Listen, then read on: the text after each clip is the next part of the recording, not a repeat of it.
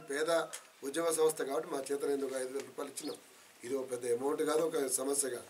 కానీ వాళ్ళ రాజకీయ పార్టీలు ఉన్నాయి, వారిని ఆదుకోవాలి. తెలంగాణ రాష్ట్ర ప్రభుత్వం ముఖ్యంగా 10 లక్షల రూపాయలు ఖచ్చితంగా వారికి ఇవ్వాల్సిన బాధ్యత వారి మీద ఉన్నది. అర్హులైన వాళ్ళు ఉంటే ఉద్యోగాల్లో ఒకటి ఇవ్వాల్సిన బాధ్యత వాళ్ళ మీద ఉన్నది. ఎందుకంటే అనేక సందర్భాల్లో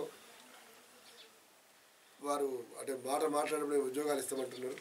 ఇవాళ ఈ కుటుంబం ఒక నిరుపేద గీత కార్మిక కుటుంబాన్ని చూసుకునేటువంటి వాళ్ళు ఆదుకోవాల్సిన బాధ్యత ఉన్నది.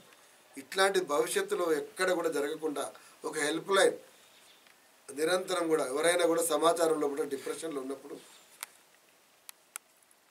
మానసికమైన వ్యధ ఉన్నప్పుడు తెలియజేస్తే వాళ్ళ యొక్క ఆకాంక్షలకు అనుగుణంగా రెస్పాండ్ కావాలి. దురదృష్టం ఏంటంటే యాకస్వామి విషయంలో రెస్పాండ్ కాలేదు.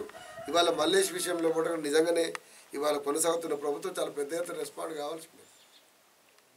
కొమరెల్లి జాతరకు వస్తే ఎంత పుణ్యమో తెలంగాణ ఉద్యమకారుని ఆదుకుంటే కూడా అంతే పుణ్యం. ఈ కుటుంబాన్ని పరామర్శించాలి ముఖ్యమంత్రి వచ్చి స్వయాన, ఆయన బాధ్యత. ఎందుకంటే ఇవాళ మనకు అధికారం అప్పచెప్పినటువంటి దేవుళ్ళు ఎవరైనా ఉన్నట్టే వాళ్ళు ఉద్యమకారులే. మరి ఆ దేవుళ్ళని దర్శించుకోవడం మన గొప్పతనం.